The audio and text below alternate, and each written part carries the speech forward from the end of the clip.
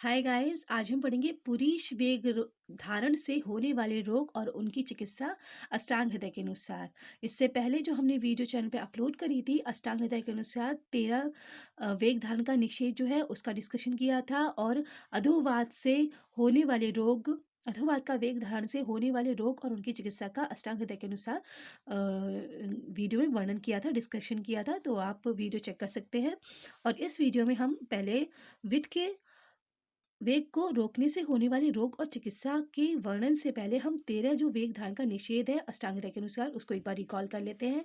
तो सबसे पहले है वात यानी कि अधोवात या ऊर्ध्ववात, फिर है विट यानी कि पुरुष वेग धारण यानी कि डिफिकेशन एक्सक्रीशन, फिर है मूत्र यानी कि यूरिनेशन और मिक्चुरेशन मूत्र वेग धारण, फिर है छब यानी कि छींक यानी कि स्नीजिंग स्नीजिंग छब छब यानी कि छींक का वेग धारण, फिर है त्रट प्यास थर्स्ट यानी कि प्यास का वेग धारण, फिर है क्षुधा यानी कि भूख हंगर यानी कि भूख का वेग धारण, फिर है निद्रा यानी कि स्लीप यानी कि नींद उसका वेग धारण, फिर है कास इसका मतलब खांसी और कफ इसका वेग धारण, फिर है शमश्वास शमश्वास मतलब breathing caused by over exertion. जब हम बहुत ज़्यादा फिजिकल एक्सरसाइज कर लेते हैं तो उससे जो सांस फूलती है तो उसका वेग को धारण करने से क्या रोग होते हैं, वो भी है एक वेग धारण का निषेध के अंतर्गत। फिर है जंभा जंभा यानी कि जम्भाई यानी कि यॉनिंग, फिर है अश्रु अश्रु मतलब आनंदजम शोकजम व नेत्र उद्गम, खुशी में और दुख में जो आंखों से पानी निकलता है उसे अश्रु कहते हैं यानी कि लैक्रिमेशन उसका वेग रोकने से होने वाले रोग। और छर्दी मतलब वमन वॉमिटिंग, फिर है रेतस यानी कि शुक्र या सीमन, फिर है ये वेगों का नेचुरल डिजीज को नहीं रोकना चाहिए। ठीक है। तो अष्टांग हृदय ने हमें कास के बारे में बताया, कास मतलब खांसी यानी कि कफ। और अष्टांग हृदय ने बताया और आचार्य चरक ने हमें उद्गार का वर्णन किया था, हमें उद्गार के बारे में बताया 13 धारणियों वेगों में, और कास का वर्णन नहीं बताया है आचार्य चरक ने। और अष्टांग हृदय ने जो ये श्लोक है इसमें उद्गार का वर्णन नहीं किया है, कास का वर्णन किया है, और उद्गार का कहीं भी वर्णन नहीं है इस श्लोक में। लेकिन जब वेग धारण से होने वाले रोग और चिकित्सा को एक्सप्लेन किया तो उसमें उद्गार का वर्णन किया है, उसका एक श्लोक दिया है उद्गार का और उद्गार से होने वाली चिकित्सा दी है। लेकिन इस श्लोक में उद्गार का कहीं पर भी वर्णन नहीं है, कास का वर्णन है। ठीक है। अब हम देखते हैं विट यानी कि पुरुष का वेग धारण होने से होने वाले रोग और उनकी चिकित्सा अष्टांग हृदय के अनुसार। ठीक है। तो श्लोक देखते हैं।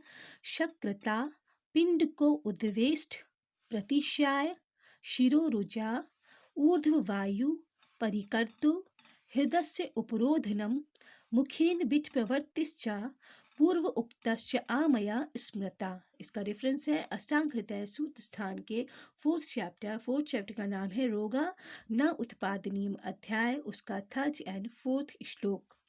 तो पुरुष का वेग रोकने से जंघा के पश्चिम भाग में ऐंठन के समान पीड़ा होती है यानी कि पिंड को उद्वेष्टन। शक्रत का मतलब होता है मल, मल का वेग धारण यानी कि पुरुष का वेग धारण, उससे पिंड को उद्वेष्टन। पिंड का मतलब पिंडिकाएं कहाँ होती है, जो हमारी जंघा जंघा है यानी कि जांग है यानी कि थाई है, उसके बैक पोर्शन में या फिर उसके नीचे वाले पोर्शन जो होते हैं उसे पिंडलियां कहते हैं, उसमें क्रैम्प्स होते हैं। क्रैम्प्स मतलब ऐंठन होती है, उद्वेष्ट मतलब वेस्ट मतलब होता है ऐंठन, ट्विचिंग होती है उसमें अगर हम पुरुष का वेग को धारण करते हैं। ठीक है।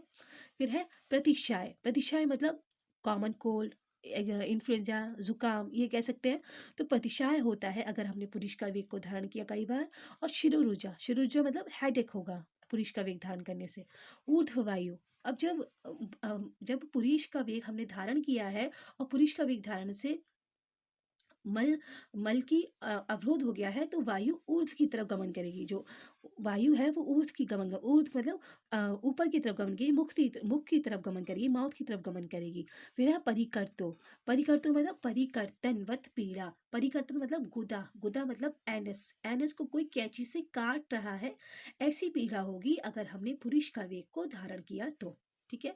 और हृदय उपरोधनम, हृदय से उपरोध मतलब हृदय का उपरोध हो जाना, मतलब हृदय की गति का उपरोध हो जाना, यानी कि हम कह सकते हैं मिस द बीट या मिस द हार्ट बीट, एक हार्ट बीट का मिस हो जाना। हृदय की गति जो हृदय में सर्कुलेशन हो रहा है, जो बीटिंग हो रही है, हृदय में पंपिंग हो रही है, उसमें अवरोध आ जाना, उसके फंक्शन में रुकावट आ जाना। ठीक है। ये किसे होता है, पुरुष वेग का धारण करने से। और मुखेन बिट प्रवृत्ति, मुख से बिट मतलब पुरुष, मल की प्रवृत्ति मतलब गमन होना, तो मुख से बिट की प्रवृत्ति होगी, मुख से मल का मिश्रण होने लगेगा अगर हमने पुरुष के वेग को धारण किया कई बार तो। ठीक है।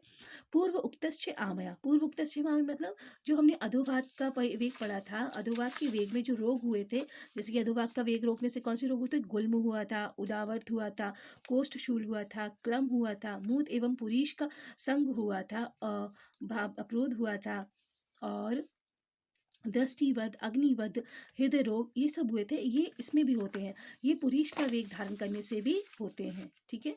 जैसे लिखा हुआ है पूर्व उक्ताश्च आमया, पूर्व मतलब अधोवाद, इससे पहले हमने डिस्कस किया था, तो उसमें जो रोग बताए गए हैं वो भी होते हैं। अब पुरीष वेग रोग जन्य रोगों की चिकित्सा देख लेते हैं। तद श्लोक पर आते हैं। तद औषधम, तद औषध मतलब इसकी औषधि है, यानी कि ट्रीटमेंट है।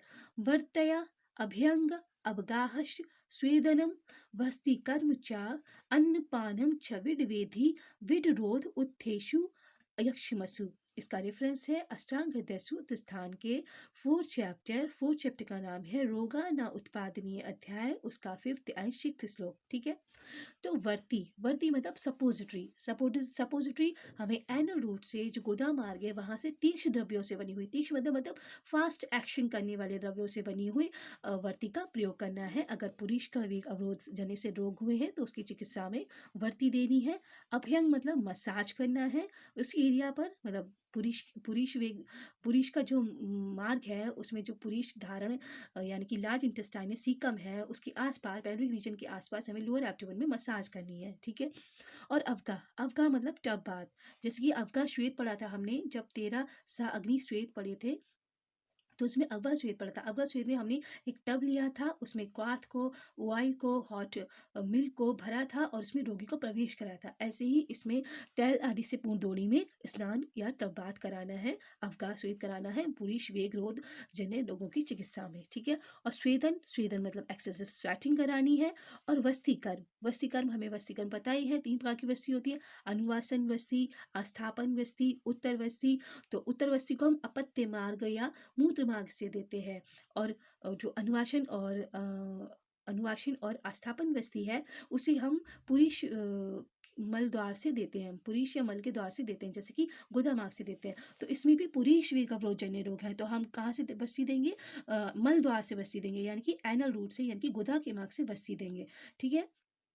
वशीकरण करना है। और मल भेदक अन्नपान का प्रयोग पुरुषजन्य रोगों में करना चाहिए।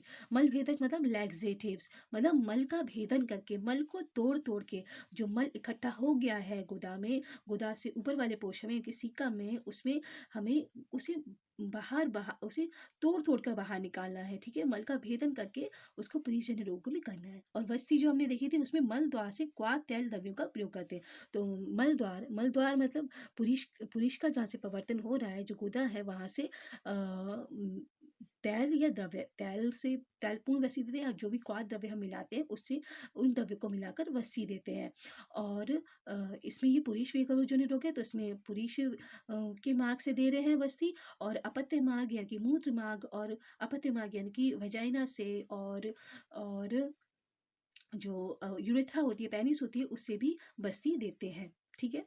तो ये था पुरुष वेगरोजन्य रोग की चिकित्सा और पुरुष वेगरोजन्यों की से होने वाली व्याधियां या रोग अष्टांग हृदय के अनुसार। और इससे पहले हमने 13 आधारणीय वेग का जस्ट रिकॉल किया था कि 13 आधारणीय वेग अष्टांग हृदय के अनुसार कौन कौन से हैं, 13 वेग धारण का निषेध जो है अष्टांग हृदय के अनुसार कौन से हैं। ठीक है। तो इससे आगे आने वीडियोज में हम मूत्र, विट्ट और त्रस, क्षुधा, निद्रा, कास, श्वास, जंभा, अश्रु, छर्दी और रिक्तस, इनसे होने वाले रोग, इनके वेग अवरोजन्य रोग और उनकी चिकित्सा का वर्णन करेंगे। Till then have a nice day. Thank you. जय हिंद, जय भारत।